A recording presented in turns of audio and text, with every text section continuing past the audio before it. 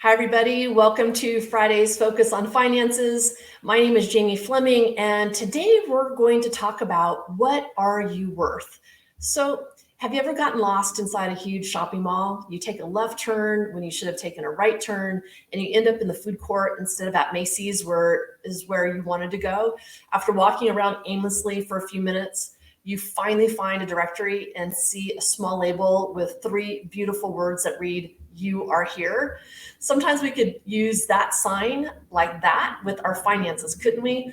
All of us get a little lost from time to time. We need something to remind us where we are so we can get to where we want to go. Your net worth is one of the best ways to see where you stand financially. That number essentially says you are here, and it can help you get back on track with wealth building. So, what are you worth? Quantifying your value is an important step to reaching your potential. Have you ever calculated your net worth? What about how much your time is worth? For some reason, women tend to avoid valuing themselves based on numbers, even though they absolutely believe they have value. Why is that? Well, for starters, it could be as simple as never being taught how to calculate your worth. Another factor could be that women are so busy juggling multiple priorities, roles, and responsibilities that concentrating on self-worth falls to the wayside, like other self-care opportunities. But in this week's Focus on Finances episode, I want to help change that. This week, I'm going to teach you exactly how to not only calculate your net worth and what that is and what that number represents in real terms, but I'm also going to teach you how to calculate what your time is worth. Because when you know what your time is worth, you can make informed decisions about the things in your life that you hire other people to do versus taking on yourself. This can become one of the most freeing pieces of information. So you can finally give yourself permission to stop filling your plate with all the things. Instead, see your time as a commodity that you want to spend on only the most important areas in your life. When you understand what you're worth fully, you can then make powerful decisions in all areas of your life. This can lead to truly meaningful outcomes in your finances and how you experience your life on a day-to-day basis.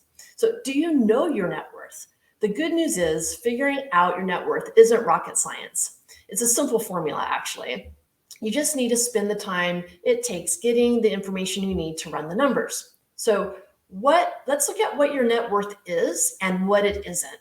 Your net worth is what you own minus what you owe. Pretty simple, right? It's the total value of everything you own, including your house, cars, investments, and cash, minus your liabilities, your debts. And that's it. It's really that easy. But before we go any further, let's bust some myths and misconceptions people have about net worth. First of all, your net worth isn't just the stuff you have. You could have $1 million in cash and investments, but if you also have $1 million tied up in mortgages, credit card debt, and student loans, you're not a millionaire. You're actually broke. And second, just because someone has a high income doesn't mean they have a high net worth. Your net worth is not your income. And this is something that even very high income earners get wrong most of the time. Most of the time, they feel like they're living a very wealthy life because they have high income. But if they're not creating a net worth so that at some point their net worth can support their lifestyle versus having to earn the income, then they're not going to be very wealthy at all. There's a lie in our culture that says you have to earn a large income in order to build wealth. That's simply not true. A six-figure salary might help, but it doesn't necessarily lead to a high net worth. What's important is what you do with your salary or your business owner, your revenue. So the Ramsey Solutions research team currently completed one of the largest, most comprehensive research studies of millionaires in history. They talked to more than 10,000 millionaires. Remember, that means their net worth is at least 1 million, to find out what a real millionaire looks like. What they found might actually surprise you. So here's a hint. It doesn't matter what your income is, what your career is, or what kind of degree you have. Anyone can become a millionaire over time.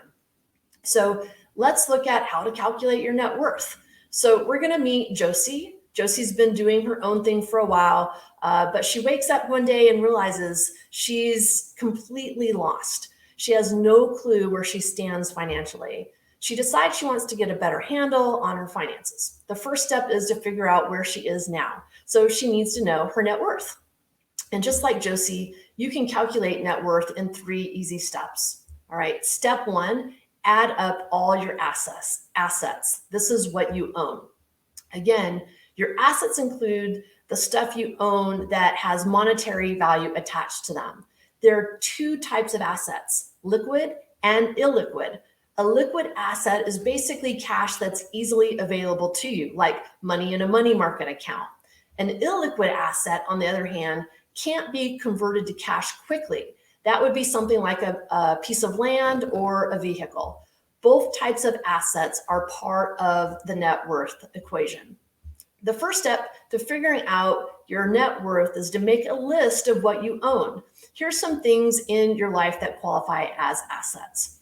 You have your cash, savings, and checking accounts, retirement accounts and other investments, 401ks, 403bs, IRAs, Roths, brokerage accounts. Then you have your real estate, home equity, and rental properties. Then include your vehicles, cars, trucks, and if you're lucky enough to have a boat, that would be included as well.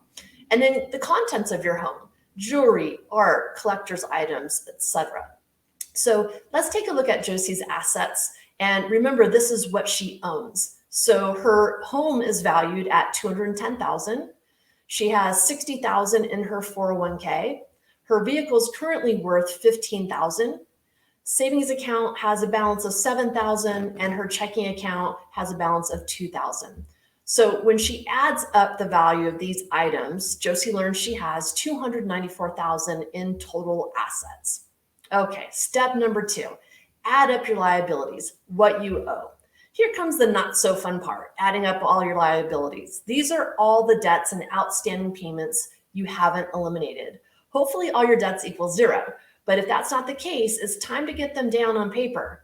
Here are some of the most common forms of consumer debt: credit cards, student loans, mortgages, vehicle loans, and even medical bills. Josie's been piling up some debt over the years, and so we had to look at what she actually owes to complete the equation. So she has current credit card debt totaling about $12,000, student loan debt at $35,000, mortgage balance at $175,000. Her car loan is $10,000, and she has medical bills equaling about $1,000. That might have been a little painful for her. She listed all her liabilities, which added up to $233,000. Now Josie's ready for the final step. So step number 3, subtract your liabilities from your assets. You know the total value of your assets and how much debt you've accumulated. Now all you have to do is subtraction. Here's the formula. Total assets minus total liabilities equals your total net worth. When Josie subtracts her liabilities from her assets to get her total net worth, she sees that her current net worth is $61,000. $294,000 in assets minus $233,000 in liabilities gives her a current net worth of $61,000. So this is a really good number to look at your financial well-being. And believe it or not, I have high income earners coming in, and because of the amount of student loan debt they have, some of their net worths are in the negative. So if you do this and you're in that position, just remember, this is your starting point. This is like your before picture if you're trying to lose weight and you start a new exercise program. You always want to look at where you are today. You want to look at reality, even if it's a little painful, and that gives us a place to start from. So 3 reasons you need to know your net worth. Let's also unpack why it's important to know what your net worth is and how you can use it to propel you towards your financial goals. So first, your net worth, as I just stated, shows you where you are now. Are you saving enough for retirement? Do you have money in your savings account to cover emergencies? What debts do you need to tackle? Your net worth can help answer these questions, and it gives you a clear picture of your current situation. You may not like where you stand, and that's okay. If you're lagging behind in your wealth building, you can still turn things around. You're never out of the game unless you quit. So don't quit. Just push forward. Stay focused. Keep your eye on the next goal in front of you and find ways to make progress every day. The second reason to know your net worth shows what needs to be fixed. Ideally, you want your debts to equal a big fat zero, right? But if you do have debt, finding your net worth focuses you to see what you're up against. You can't fix a problem you haven't identified. So to say goodbye to debt, use a system, something like the debt snowball method. List your debts from smallest to largest and tackle them as quickly as possible. Getting rid of your debt won't just free up your income, it also raises your net worth. You might need to get rid of things that you don't use or sell some stuff. Do whatever it takes to get out of debt and get your life back on track financially. If you've gotten rid of all your debt except for your mortgage, you're doing an awesome job. But don't take your foot off the gas now. Imagine how much you could invest for the future with no debt. So, of course, the next step, knowing your net worth is important, but you shouldn't stop there. The steps you take after calculating your net worth are just as important. So a financial advisor can help you make decisions so you feel more confident about your retirement and other financial goals. So that's taking a pretty extensive look at the net worth calculation. Everybody should do this. And you should also do this at least once a year so you can see your progress. If you're paying off debts and getting rid of items that you don't need and you're also investing, this is a great marker to see how well you're doing year to year. And I always remind people, keep the first one, because when you look back 10 years from now, you can see how much progress you've really made. The reason why you want to do this every year also is to make sure you're not going backwards. If you're going backwards, you need to make some serious changes. So next, we're going to talk about how to calculate your rate as a business owner. So why did you even start your venture, right? If you're like most entrepreneurs, then it's usually one of the following reasons. You wanted freedom from your routine, you're passionate about an idea and wanted to bring it to life, or you desire to make more money than you do at your day job, right? Irrespective of the source of your motivation, a vital issue for most small business owners is the scarcity of time. Work hours stretch into midnight and weekends as well as vacations. So for quicker business growth, you need to let go of working like an employee. And here's what I'm talking about, okay? Why you need to work on your business and not in your business.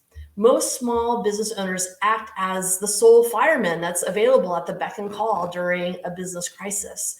They are the first ones to enter the office and the last ones to leave because they want to lead by example. Work keeps piling up every day and new urgent tasks keep surfacing on their plate. Well, if you're stuck in such a scenario, then you're a classic example of working in your business. But there's a way to free your time and create space for your growth. Instead of micromanaging and spending time with every task, you need to find out your strengths and delegate the other responsibilities. Also give your employees the authority to make certain kinds of decisions by themselves. Falls under the motto, just because you can do everything doesn't mean you should do everything. And it's probably not the wisest use of your time. So thanks to the boom of the freelance economy, you don't even have to onboard permanent workforces. You can hire contractors for taking care of one-off business tasks like copywriting, editing, website development, graphic design, and just general marketing. So the next step is analyzing your market value. So let's look how to do this. You actually do need to calculate your hourly rate. Most small business owners either pay themselves very little or not at all. And it's unfair because as a hardworking entrepreneur, you owe yourself a reasonable compensation. After you deduct expenses for smoothly running your business and paying your employees, do you still have cash in the bank? If it's a healthy amount, that means your business is decently profitable. And depending on your business goals, you can pay yourself from this leftover cash. Assuming that your business is in great shape financially, what would be a fair wage that you would want to pay yourself? So there's all kinds of studies where you can find out what someone in your industry gets paid and look at that as a marker. The average small business owner makes an average of $68,000 per year. Now, I don't know about you. I'm in San Diego, California. So $68,000 per year is probably not going to create the lifestyle or support the lifestyle that I want and have to support my kids here. So you have to look at your area, your industry, right? So I do recommend you refer to more detailed guides to determine how much you can and should pay yourself, and then go based on that rate. So now, how can you arrive at your hourly rate? So divide your annual salary, what you think you should be paying yourself. This is your salary for 12 months to arrive at your monthly wage. So take that annual wage, divide it by 12.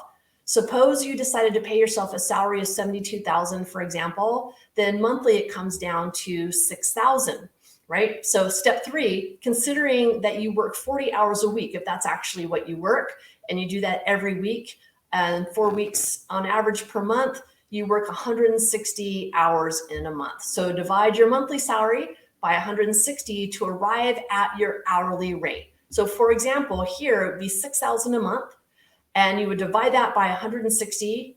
Those are the number of hours in the month. That comes to $37.50 an hour. So that gives you an idea of what you're actually paying yourself. So if that number doesn't sound good, let's say you decide, oh, I think I should be charging $50 an hour, then you can reverse engineer this calculation to come up with your annual salary, what you should be paying yourself. So here's a pro tip. As a small business owner, you might actually put time outside 40 hours on your job. So to calculate a more precise hourly rate, you also need to take the following hours into account. For example, your commute, if you have a long commute, the occasional legal and administrative tasks that you perform yourself, the non-work hours outside your workplace that you technically spend working, like checking your email on your smartphone at home. If you want to calculate your true hourly rate, you want to make sure you include all the hours that you're working. So if you're an employee, you can do this exercise as well. I have a friend who's been working at a job that she does not particularly like, has considered going out into entrepreneurship, right? That's a big step. And they make a decent amount. We figured out her hourly amount based on her salary, $75 an hour. Interesting thing is that she has a 45-minute commute each way. So another hour and a half a day is spent on the road. By the time we got through doing this, she also has to work the occasional Saturday. By the time we calculated her hourly rate, instead of $75 an hour with all the extra time she puts in, she actually is only making $35 an hour. So when she thinks about leaving this job, the security of a salary, she's realizing how much she's actually getting paid, and it's not nearly as much as she thought. So you can do this to figure out, if you want to go out on your own, figure out what you need to make so that you can make those wise decisions, but you have to know what your rate is. So we want to look at, once you figure out your rate, we want to look at outsourcing, right? And so you want to outsource these 2 kinds of tasks. And it's funny because Jeff Bezos had a conversation on the Economic Club of Washington. And I love this. He said that his only job is to make 3 good decisions a day. And I thought, okay, that's putting it in perspective. And clearly he's done a few things right. He's a multimillionaire, billionaire, right? So if you want to grow your business, then spending time on your business strategy and decision-making is essential. You need to create space and time in your day for the same. A few other important tasks you need to spend time with include networking, generating leads, hiring and managing employees, and the like, right? These activities might not directly generate revenue, but build your competitive edge. Specifically, there are 2 kinds of tasks that you can consider outsourcing, and let's look at both of them now. The first one is high value, high skill roles. Keeping accounts of your business, software development, graphic design, copywriting, and banking require specialized knowledge and skills. They are risky to keep for yourself. It's best if you hire specialists that can quickly complete these high value tasks for you. Some of these would include bookkeeping and taxation help. Not only is it smart to have someone do your books, to have your books done accurately, to get expert advice on getting the most deductions is essential for a healthy business. The other area is legal advice, hiring freelance software developers, professional branding and design work. These are all high value, high skill areas that you can outsource and probably spend less money and time doing them yourself, okay? Number 2 is high value, low skill. So similar to the first group, tasks like data entry, posting on social media, email management, etc., are all tasks that need to be done, but they don't need to be done by you. So outsourcing this type of work is very affordable and easy. You can get virtual assistants on board for getting the above kinds of tasks done. A few other contracting websites include Fiverr, Upwork, Craigslist, People Per Hour. So while outsourcing in both of the above cases, always consider your hourly rate. If you pay someone else less than you pay yourself, then hiring external help makes sense. It allows you time to focus on high value tasks. So going back to the example, if your rate is $50 an hour and you're doing your filing, would you pay somebody $50 to file for you? Probably not, right? This is a lower skill task that you can absolutely outsource. It's time consuming, so it's going to free up some time for you and allows you to spend more time on tasks that build your business, working on your business, driving revenue. So think about what 3 decisions can you make every single day that will help propel your business to the next financial level and allow you to pay yourself actually what you're worth. So here are some final thoughts. Most small business owners are uncomfortable with the idea of outsourcing because of the additional cost.